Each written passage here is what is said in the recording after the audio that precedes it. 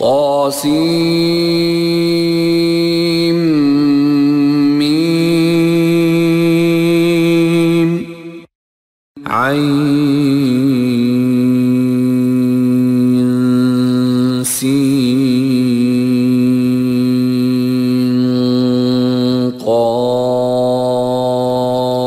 قاف طاسيم ميم عين سين قاف.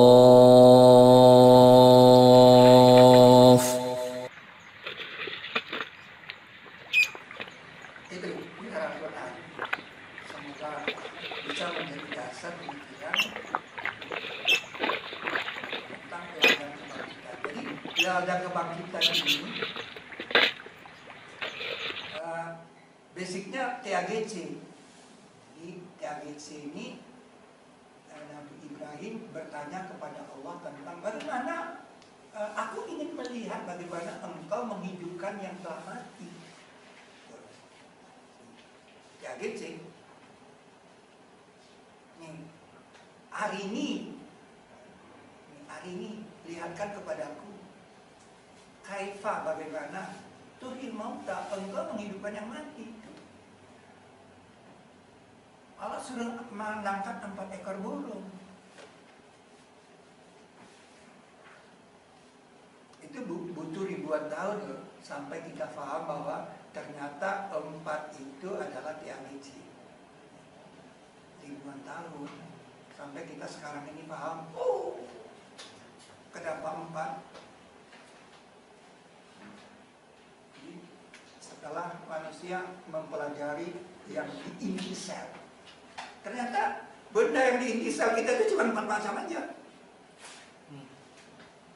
Yang disebut timin, rumus kimianya cuma begitu aja, NH ini, adenin dan timin. Ya kalau Anda dulu belajar kimia tahu ada benzena ini kan rangkaiannya begitu.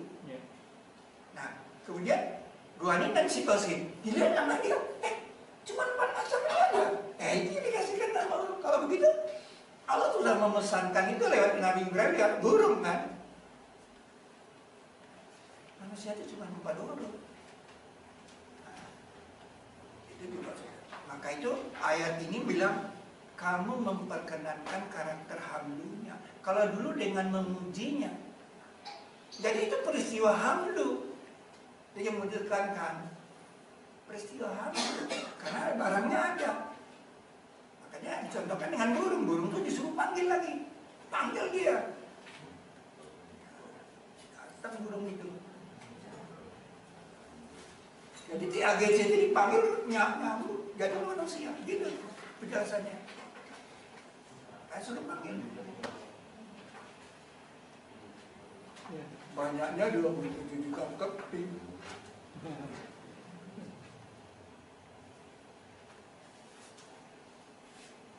Dia keluar dari ladang kebangkitan. Kalau di zaman lama dari kubur.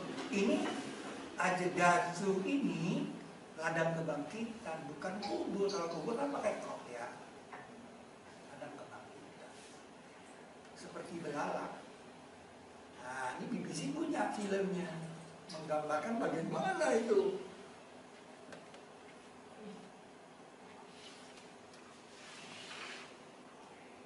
Jadi kita udah paham. TAGC.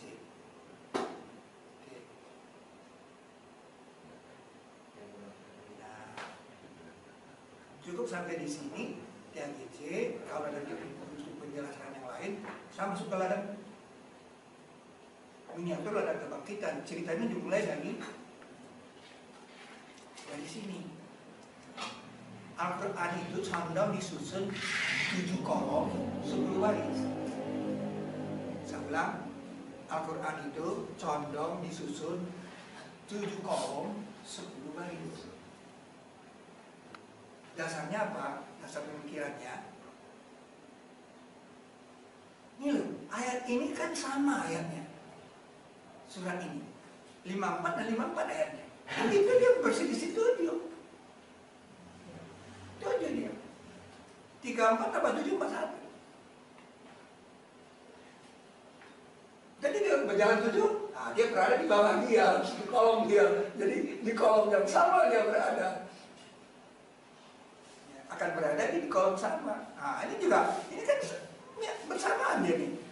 24, 24. Nah ini juga 7, berselisih 7 dia. Kasar pemikiran di situ. Mungkin ini yang dikatakan 7 berulang itu. Jadi dimulai dari surah Al-Baqarah, taruhnya di situ. Jadi kalau saya cepatkan ini, akibatnya apa? Yang ingin saya bahas. Ini loh, surat Nuh ini berada di sudut sini nih. Saya bilang di sudut Nuh. Ya. Ini surat Nuh. Nah yang menarik itu kan dia harus berulang kan. Saya bilang kan setelah 10, pokoknya berulang. Nah di halaman 2 dia menghilangkan 6-nya, memasang 7. 6 dan 0-nya di 72, 73, 72, 28, 73. Paham maksudnya? Dengan halaman, ini kan halaman pertama kan? 2, 286 kan? 3, 200. Di halaman kedua, 7, 2, 28. Berarti 6 dan 0-nya diangkat, dia pasang 7. Itu maksud saya. Ini di halaman kedua. Sehingga terjadilah semacam pendulum, ya. Pendulum seperti pendulum Al-Quran ini ya, gitu dia. Nah, ini hilang 0-nya 73 dan 72. Nah, dihilangkan 7-nya jadi 286 dan 200.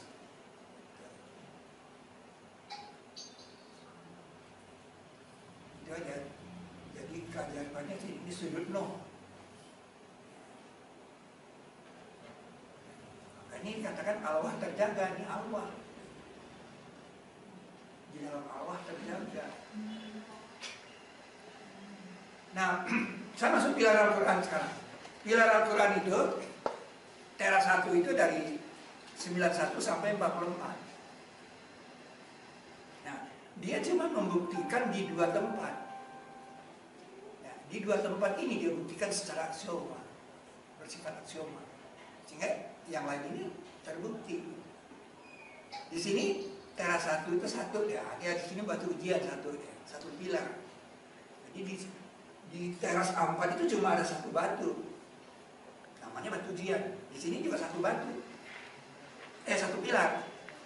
Nah, kemudian di pilar di teras 2 item cuma kursi dan makom. Nah, kursi dan makom. Sehingga teras 2 itu dari 10 bersifat aksioma.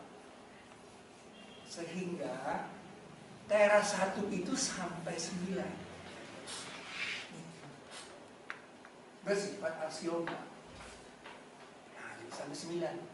Jadi memahami ini sampai 9 di teras 1 itu penting. Kenapa? Karena dari 9 ke bangun X itu 22. Tadi kan ada jarak 22 tadi. Jarak ke 22 ke 10.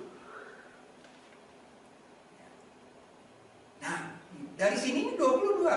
Nah, 22 dari sini itu 70. Berarti kan sudut Nuh di sini kan 71 di sini. Nah, jadi kalau saya lihat dari atas, ini kalau lihat dari atas,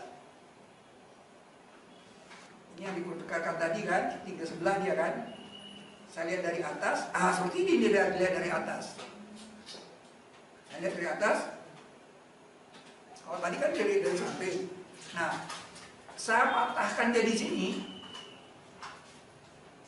Nah, dia menjadi apa? Aula 3 dimensi. Tapi versi Al-Quran, versi pilar Al-Quran. Kok bisa surat Nuh itu di sini sama dengan yang tadi, yang saya perkirakan tadi.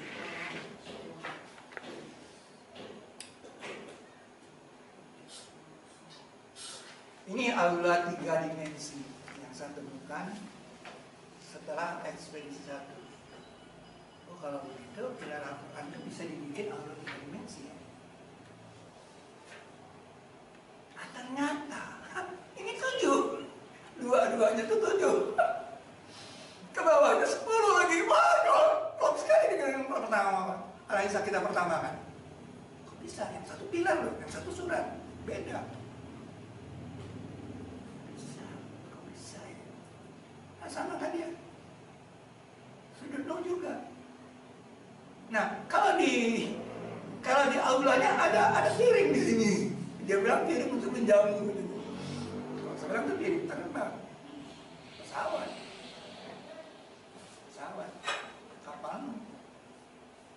Kapal Nuh generasi kedua.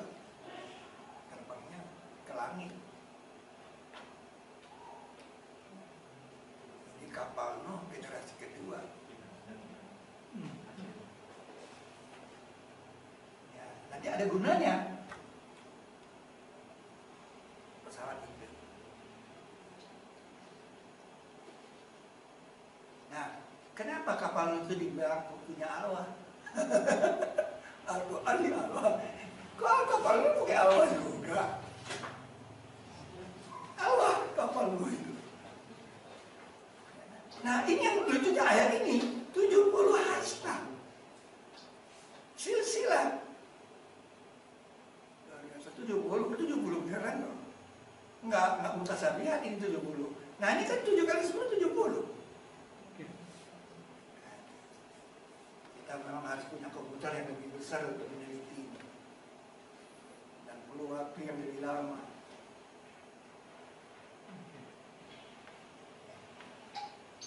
Saya ngerjakan ini hampir 24 jam. Ini Al-Watin ini kan 46. Nabi kalau salah-salah menyampaikan Al-Quran, putus Al-Watinnya. Sumalaqatokna minhul watin. Sungguh kami akan potong Al-Watinnya. Nah, Al-Watin ini oleh Hasan bilang urat jiwa. Memangnya jiwa punya urat. Al-Watin itu yang kromosom, kodenya 46, 23 pasang. Jadi Al-Quran itu pasti melakukan hubungan satu-satu dengan kromosom. Jadi pengobatan apa dengan apa? Ruqyah itu benar itu. Karena Al-Quran itu nggak boleh salah. Hubungannya ke kromosom itu yang besar. Nah, ini pertanyaan saya ini kenapa nih? Ini nggak sembarangan atau petanya? Nah, ini apa?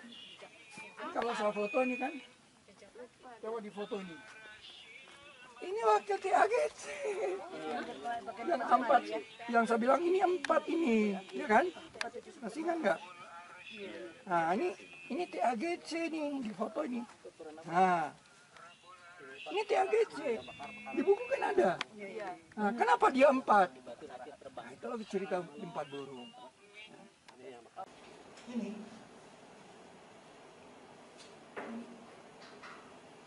Ini apa dia bikin apa ini? Ini dia 4. Ini kan diambil oleh dua-duanya. 4-nya apa? 4 itu apa? Itulah tadi yang 4 burung. 4 TAGC.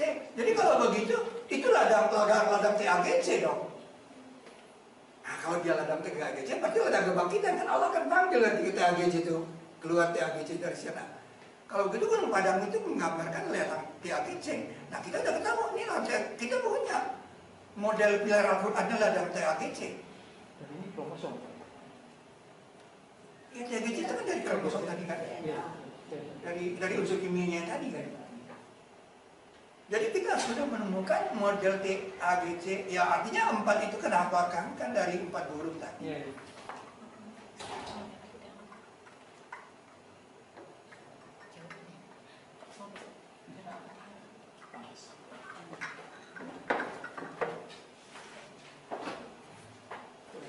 Hasta itu loh ladang secara teori kita ketemu. Nah, secara prakteknya gunung Padang. Alat peraganya gitu maksudnya. Ya siapa yang buat kita tidak tahu. Mungkin orang-orang dahulu itu yang dikatakan Zabur awalun. Zabur katanya lempengan kan, lempengan orang-orang pertama. Makanya kamu dipanggil, kamu memperkenalkan karakter Hamdu. Oh kalau begitu TAGC-nya bergabung. Nah itu yang dikatakan seperti belakang. Dasar sekali. Nah ini dia Gunung Padang. Berarti kita bangkit dari sini. Alat raganya maksudnya. Kita bangkit dari sini. Kita bangkit. Tapi berapa miliar manusia yang bangkit di situ? Berapa besar itu lada kebangkitan itu? Itu. TAGC. Nah, mengatur lada kebangkitan. Nah, ini kan 56 bersifat aksioma. Kenapa? Karena di teras 5 butuh 55 ketika dipertukarkan. Luar biasa kan? Itu tadi kita sebutkan 56 sampai 56 dia. Nah, berarti 55 nya kan di teras 5 punya. Karena 55 itu punya teras 5. Nanti dia pertukarkan. Luar biasa. Jadi Al-Quran itu presisi sekali ya. Wah, eksakt sekali dia, nggak salah. Nah, karena 55 harus ada di sini. Nggak bisa masuk 55 di situ. Di mana masih rahasia mana? Nah, di 5, 6, 7 ini kan kita jadi 3 golongan. Nanti, ya kan? Penghuni kanan, penghuni kiri, dan orang yang didahulukan sabikun. Orang yang kanan itu lewat sini. Keluar dari pintu ini, nah di sini dia diteriakin sama orang-orang di benteng Al-Araf. Ya. Salam atas kamu. Kemudian orang di benteng Al-Araf ini juga yang mempersilahkan dia masuk. Nah, yang di kepalanya sudah ada tuh benteng Al-Araf. Ya. Berapa ribu tahun orang baca surah Al-Araf. Masuk, masuk. Masuk, semua masuk.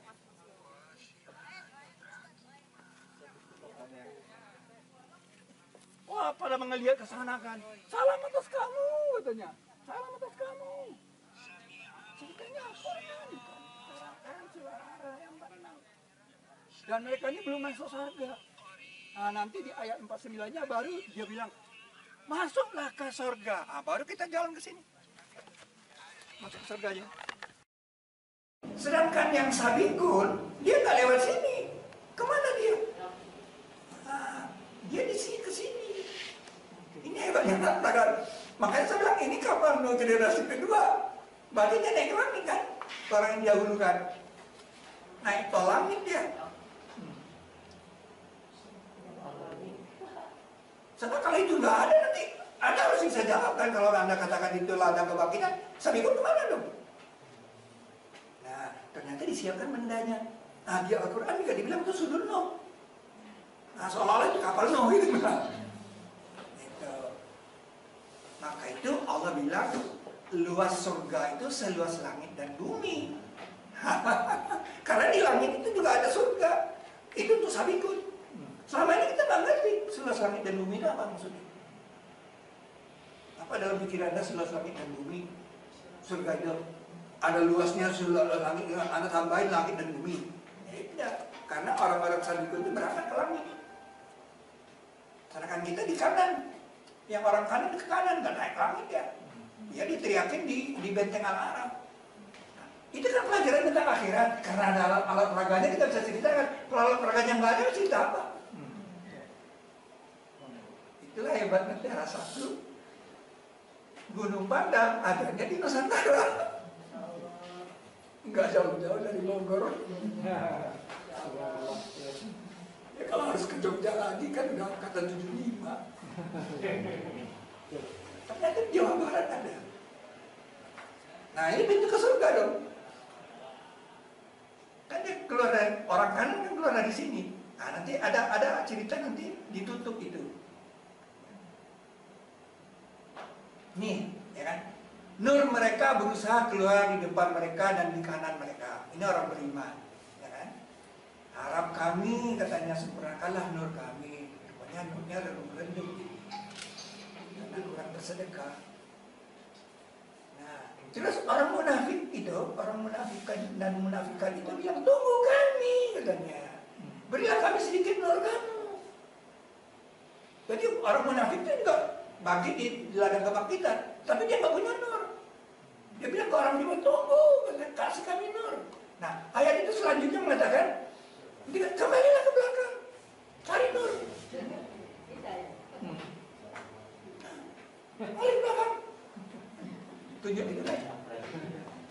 Ke belakang dia kan. Nah, ke belakang itu lewat mana? Dia lihat pintu ini.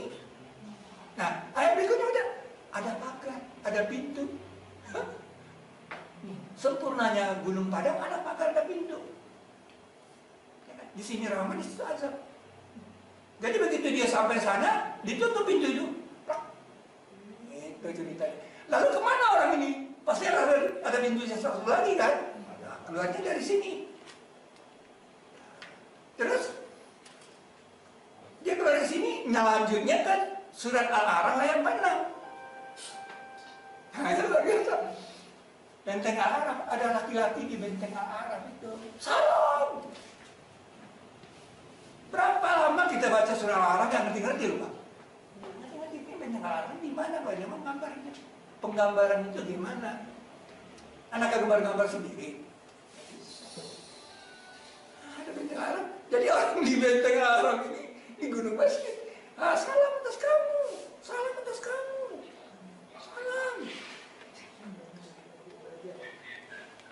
Lalu orang ini belum masuk surga, belum masuk dia.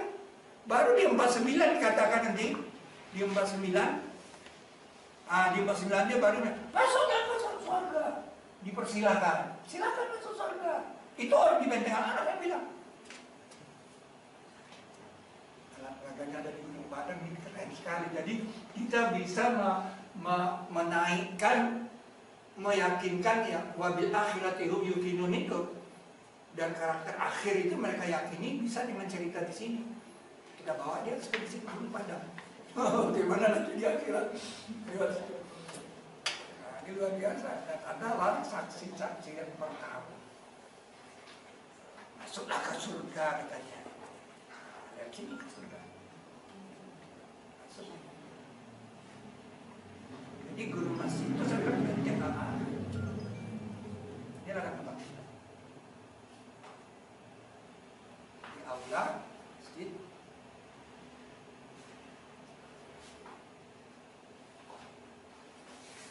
Ini namanya pembuka. Al-Fatihah kan pembuka.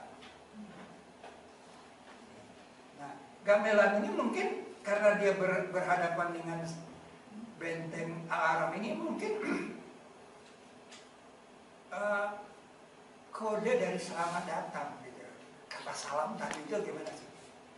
Dia mau kasih tahu mereka dapat salam nih gimana caranya, tapi dalam bahasa ekspresi nggak mungkin kan? Dia bikin orang di situ juga nggak mungkin. Dia pakai bahasa balok, dibikin gamelan aja. Oh ini tanda selamat datang, teng teng teng teng teng teng. Jadi kalau di Jawa itu kan kalau ada tamu terhormat datang itu kan nanti gamelannya kan bunyi neng neng neng neng neng neng neng katanya. Tapi Al-Quran bilang orang yang di atas benteng itu yang diri salam. Keren. Ya, cerita seperti ini kan nggak ada di kitab yang lain. Adanya di Al-Quran. Itu basicnya harus bilang Al-Quran. Jadi insya Allah besok itu ya kita langsung menuju ke ladang kebangkitan ini. Kita melihat dari dekat inilah miniatur daripada ladang AIC. Nanti kita suruh orang munafik itu ke belakang. Nanti pintu itu tertutup. Kalau nggak ada lagi pintu, gimana dia keluar kan? Karena diadakan pagar di situ, kata pagar di situ. Kata pagarnya cuma ada 3 dalam Al-Quran. Yang satu lagi di Daud, di kisahnya Daud. Yang bekas saya bilang Nabi Daud di sini. salam, masuklah ke surga. Batu gamelan, kasih di depan kanan dan bisa ikut. Itu Bapak Ibu. Kalau ini cuma pelengkap aja. Kalau ini benteng Al-Araf ini untuk Ibu Putri. Kalau nanti dia mau bangun benteng Al-Araf, saya kasih petunjuk bagaimana kalau benteng Al-Araf kita mau bangun. Saya mengatakan ada transformasi. Arab itu dasar manusianya nih pakai roda gigi sholat sama monumen deklarasi Ahad. Itu tidak bagian daripada pelajaran yang ada kebangkitan, tapi dia pelajaran untuk para ahli yang akan membangun benteng Arab itu sesungguhnya bagaimana. Ini itu nanti di tengah malam saya sampaikan kalau itu dianggap penting. Kemudian CD ini kan Camp David. Camp David yang sebenarnya kalau MK ini kan PGM ini pintu gerbang matahari. MK ini kan monumen Khatulistiwa. Jadi ternyata dulu Khatulistiwa itu lihat gunung Padang. Itu cerita perkembangan. Tapi intinya itu yang hari ini saya sampaikan kepada Anda adalah syuhada. Ya, bisa jadi Anda adalah orang-orang yang pertama di barisan pertama nanti di kan siapa yang pertama nanti dibilang salam di benteng Arab. Siapa? Orang yang tahu itu kan. Dia masukkan mereka ke surga yang dia telah kenalkan dia kepada mereka. Siapa yang bisa tahu itu benteng Arab itu susunannya kayak gini, ada tinggi sebelah kamunya. Yang ada, bisa ada nanti di saf pertama. Orang pertama yang bilang salam. Alumni GX begitu gua. Jadi kepalanya udah kebayang itu gimana. Dan itu mahal, saudara. Bisa membayangkan sesuatu yang orang lain nggak ngebayangin. Anda bisa tersenyum baca surah Al-Araf, kan? Sama lain kan diwadi. Itu dari saya. Billahi taufiq wal hidayah. Assalamualaikum warahmatullahi wabarakatuh. Waalaikumsalam warahmatullahi wabarakatuh.